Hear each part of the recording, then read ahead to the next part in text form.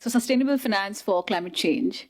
It is increasingly becoming a challenge, and all of us are facing this challenge, right? If you were to share one advice with your experience on overcoming the finance gap to achieve clean air, what would that be? Thank you. For overcoming the finance gap, there is a need for introducing innovative bonds. For instance, those bonds can raise the money from the domestic market and as well as from the international market, but need to put the regulatory framework in order. For instance, there are two institutions in the country, Pakistan, the State Bank of Pakistan, and the Security Exchange Commission of Pakistan. They do have the provisions to introduce those bonds for the commercial banks. But however, the situation is, are they tradable in the stock markets?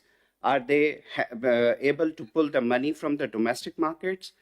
This is the big question.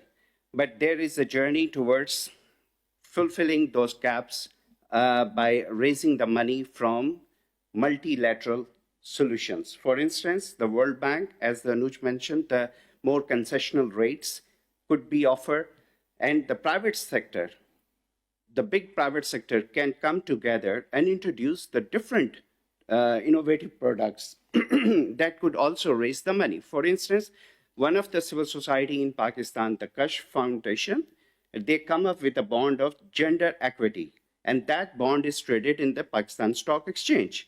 Such innovative products, for instance, covering the GHG emissions, backed by the standards and regulatory framework from the state.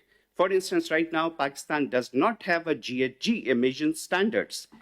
And because of that, those pollutions coming from the different industrial sector is amalgamating.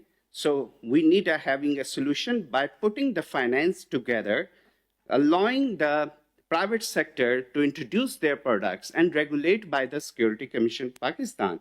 In this way, when the money goes and the responsibility comes along. That's it. Thank you.